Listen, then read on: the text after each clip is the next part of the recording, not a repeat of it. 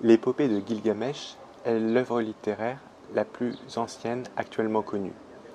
Sa première version a été mise par écrit en sumérien aux environs à la fin du IIIe millénaire avant Jésus-Christ.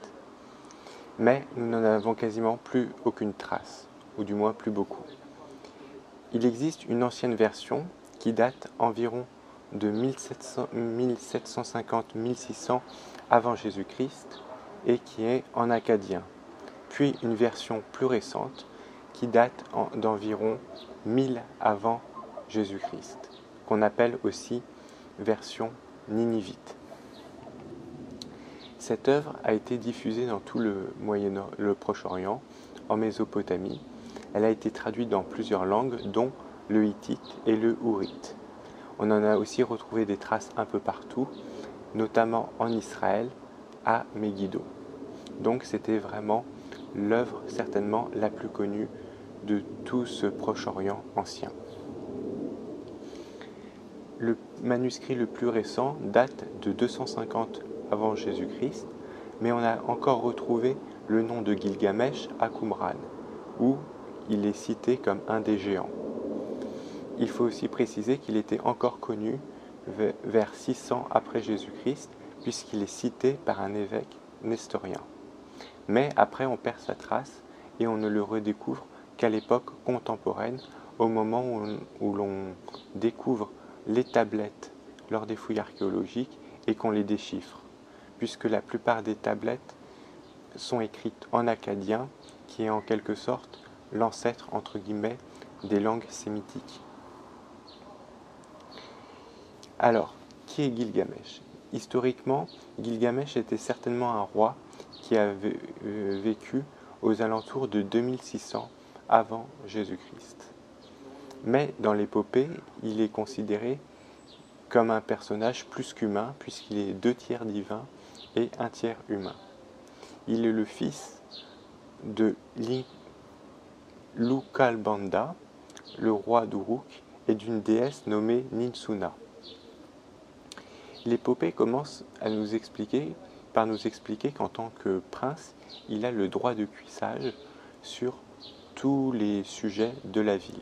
Concrètement, cela veut dire que au moment des noces, avant que le mari puisse venir vers sa femme, celle qui deviendra sa femme, lui-même a le droit avant de coucher avec cette femme. Bien entendu, tu te doutes bien que cela mécontente quelque peu les habitants de la ville.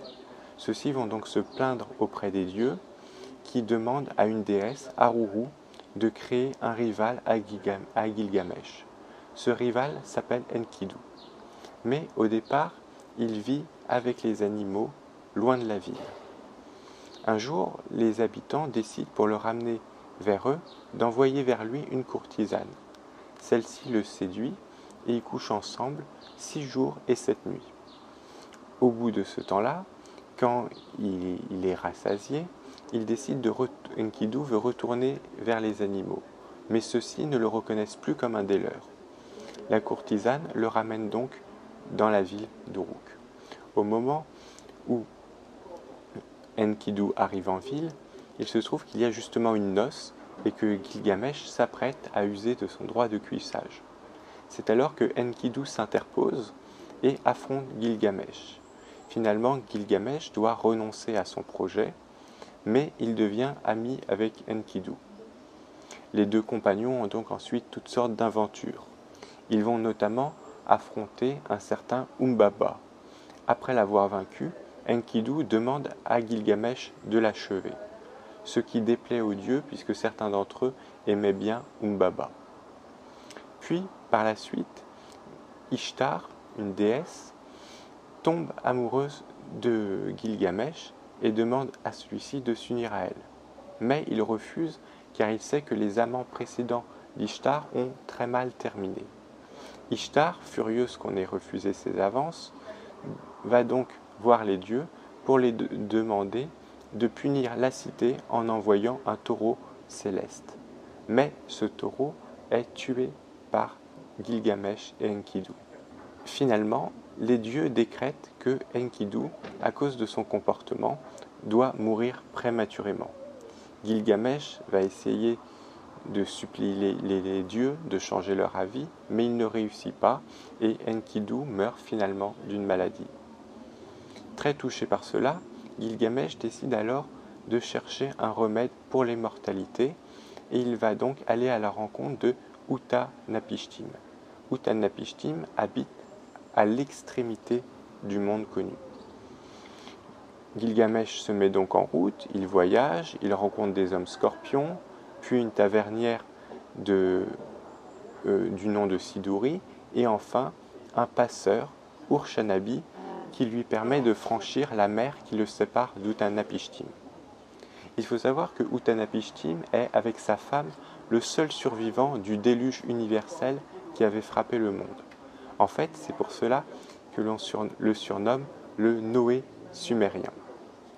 Donc, Gilgamesh rencontre Utanapishtim, qui lui dit cependant que Gilgamesh ne pourra pas devenir immortel et qu'il faut qu'il accepte la mort. Cependant, en dédommagement, il lui indique quand même une plante de jouvence. Gilgamesh prend cette plante et retourne chez lui avec Urshanabi.